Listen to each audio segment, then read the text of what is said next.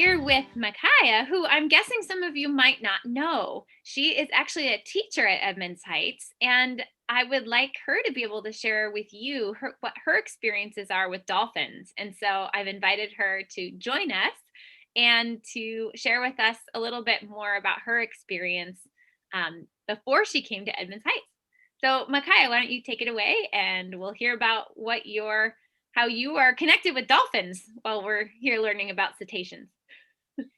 Sure. Thanks, Erin. So, like Erin said, many of you might not know me yet, but I am a teacher at Edmonds Heights. I am the high school science teacher. So, maybe someday I will have you in class. One of my favorite subjects to teach is actually marine science. And so, if you want to learn more about what I talk about, you should sign up for my I can't even talk, my marine science class. When you get to seventh or eighth grade, you can take it, or when you're in high school, ninth through 12th grade. Okay, so I am going to share some information with you about what I did before I became a teacher. So you should see on your screen, Erin, can you see it or Yeah. no? Just Mhm. curious. Okay, yay. So you should see on your screen a picture that says up in the top left-hand corner, SeaWorld, and then down here, Discovery Cove. And that's because those are two places that I worked at before I became a teacher. I always wanted to work with animals, and I studied biology, and then I got an internship at SeaWorld, and then I ended up transferring to Discovery Cove. We live up here in the Seattle area in Edmonds on the top left-hand side of your screen, and I actually worked at the SeaWorld and Discovery Cove all the way down here in Florida, which is on the bottom of the screen in the right-hand corner. Some of you may have heard of SeaWorld before. Maybe you've been there. They also have a SeaWorld in Texas and one in California. SeaWorld is known for a lot of things, but what a lot of people don't know is that SeaWorld's very well known also for education and rescue and rehabilitation. So when I first started at SeaWorld, I worked in their education department, and I got to do behind the scenes tours where I took families and students back behind the scenes to see animals and learn about them. And I got to do summer camps where I took students all around Florida. We even went snorkeling in the Keys, and it was super fun. And the other thing that SeaWorld does is rescue and rehabilitation. So these are two of my coworkers here. Um, this woman is obviously bottle feeding a baby manatee. Manatees are found in Florida, and they are often in need of rescue for a variety of reasons. And then she is working with a rescued sea turtle.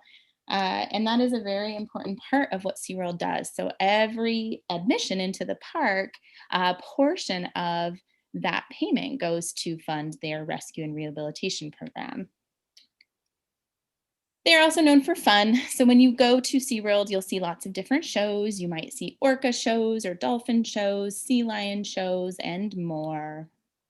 And when I worked at Discovery Cove, what they're known for is interactive educational experiences. And what that means is that you get in the water and do hands on activities with animals. So you can swim with dolphins, you can feed rays, stingrays, you can snorkel with fish, and even interact with birds in an aviary.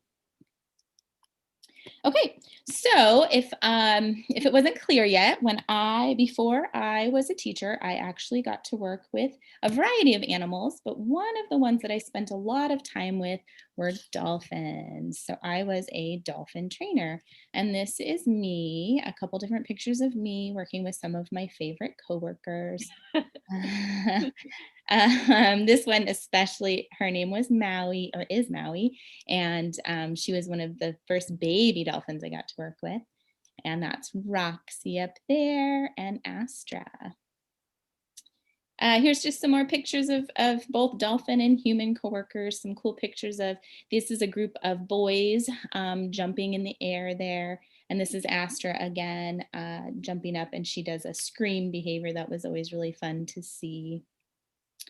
I think you guys have already gone over anatomy, so I'm not going to spend too much time here, but this just kind of talks about the different parts of the dolphin and how they are adapted to live in their marine environment. One of my favorite things I will point out is that all animals, all mammals, I should say, have a belly button. And if you didn't know that, dolphins have a belly button too.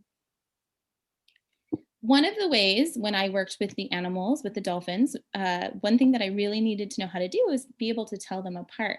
And so I have this picture here to show you the difference between my favorite dolphin, the first one I ever worked with. Her name is Roxy. And this is her dorsal fin. This is Coral's dorsal fin.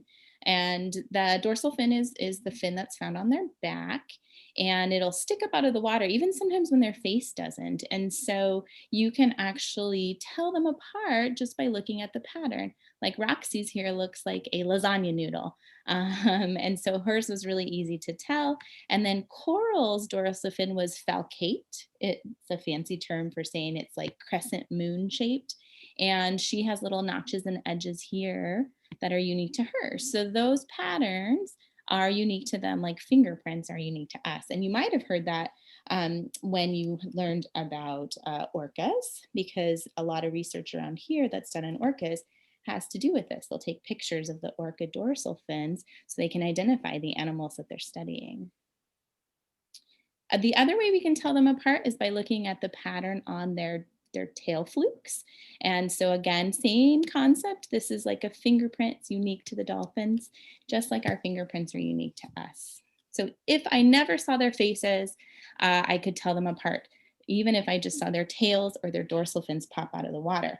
And that's what researchers usually use, because most researchers here, if they're going out to look at like orca whales, they don't get to see their faces. So they'll use those patterns to be able to identify them. But with me, I got to work with a variety of different dolphins and I got to see their lovely faces. And so their facial features are unique to each one of them, just like our facial features are. And once you get to know them, it's really obvious to tell them apart. And so here's 4 different faces that I just wanted to show you. This is Natalie up here. And she has a very long, what we call a rostrum. Dolphins don't actually have noses. They don't really have a sense of smell. They do all their breathing and vocalizing, even their noise making from their blowhole on the top of their head. So this area is called a rostrum, and hers is very long and pointy. And the coloration on her melon or her forehead area is it's kind of a dark gray with a unique marbled pattern. And if you compare her shape of her rostrum over here to Roxy's, you can see her rostrum is very short and stubby, and it's even yellow in coloration. And funny is Roxy had a little mole or a little beauty mark right there that made her really distinct.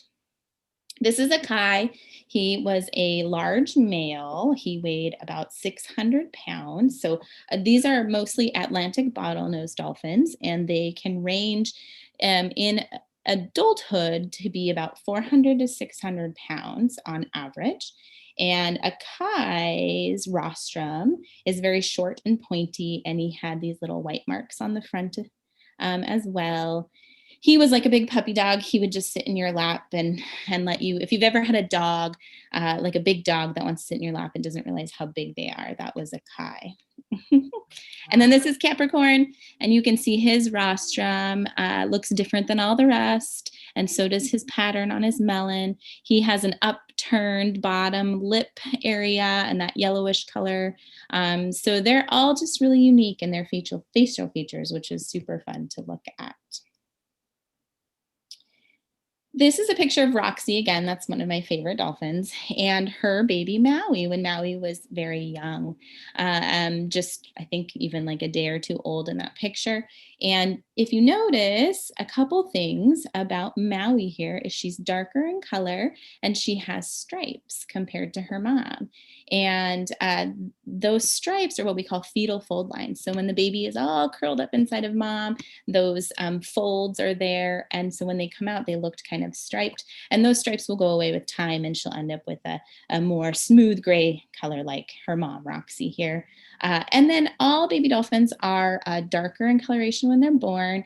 And what that does is it helps them to blend in. When they're swimming under mom, they kind of swim in a shadow. And so then they aren't seen as well by predators like maybe sharks. Most sharks won't eat adult dolphins, but they might snag a baby dolphin here and there. Um, so they want to blend in mom's shadow underneath. And eventually, usually they will lighten up a bit and be more closer in color to their parents. Although dolphin coloration will vary depending on the individual. Like we saw, with Natalie, she's a much darker gray than Roxy. This picture is super fun to show because this is baby Maui again. And one thing that people don't know, a lot of people know that dolphins are mammals. And one of the characteristics of being a mammal is that you have hair, but dolphins actually don't have hair. So that's kind of something that confuses people. And what happens is when dolphins are born, if you look really closely here, there's a little speckle and another speckle and another one, and those are actually hair follicles. So when dolphins are born, they are born with little mustaches, and then those hairs fall off quickly after birth, and it confused scientists even for a long time why they had them. And what we believe to be true now is that it helps them. Kind of like whiskers on a cat, it helps them sense their environment and find their mom's mammary gland, because that's another characteristic of mammals is that they drink milk. Or it could also help stimulate milk production so that the baby can get milk. And as soon as it starts nursing and doing what it's supposed to do, those hairs fall off and they don't have them anymore.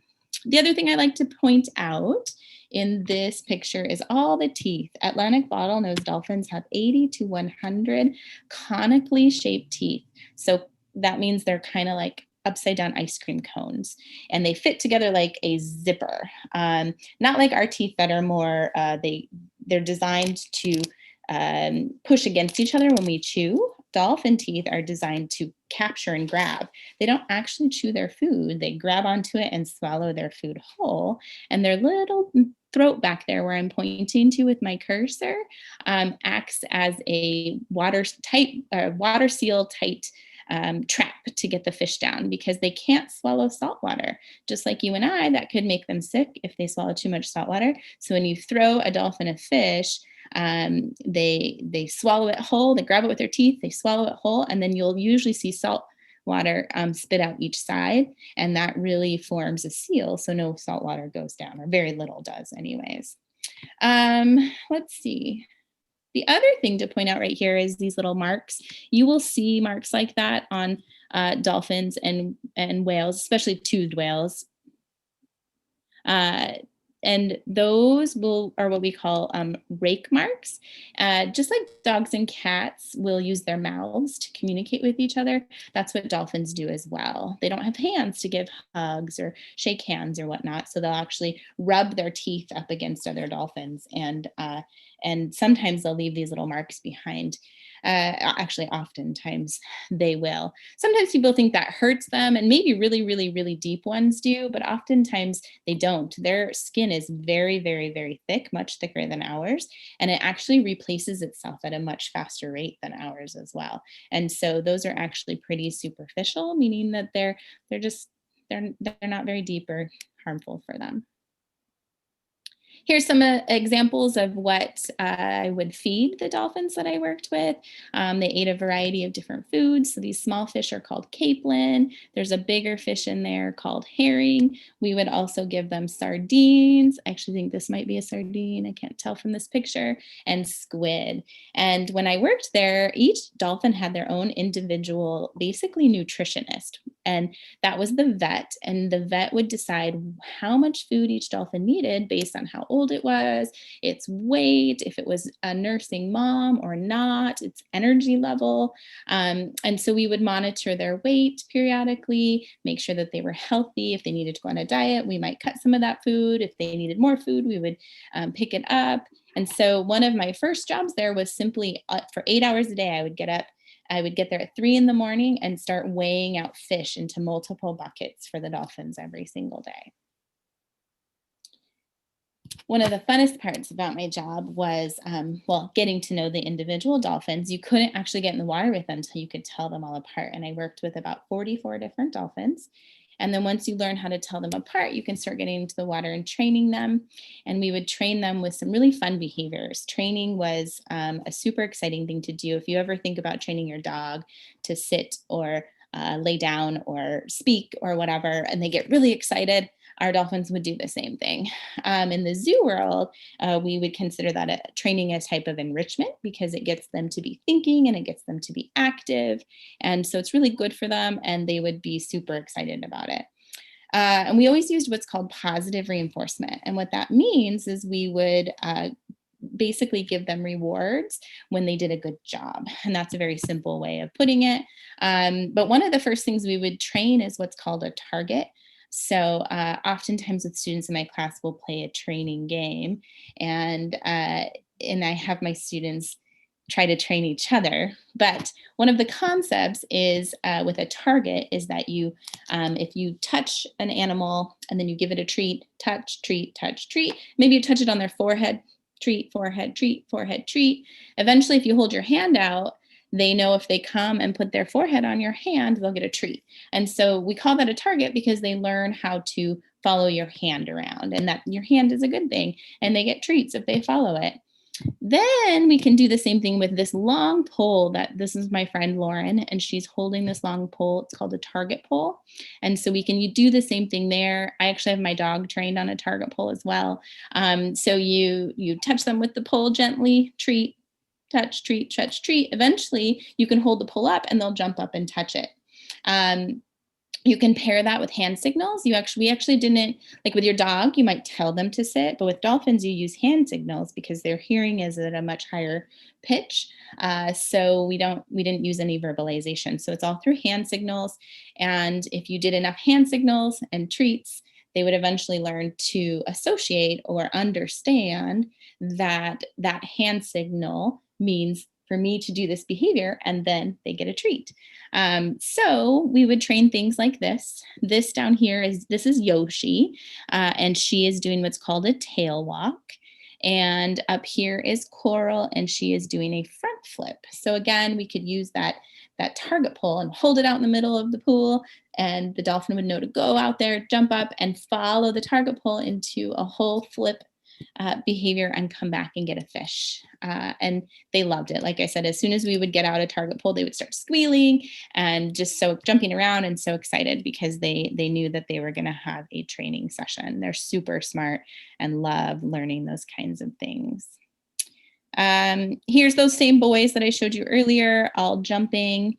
This is another behavior where you can get them to all jump at the same time or do a behavior at the same time. And I'm gonna give you a little preview of that. I just wanted to show you the last thing. This is me and my favorite dolphin, Roxy, one more time. And one thing I want to point out there is those little fringes. And I think you guys have already talked about those as well.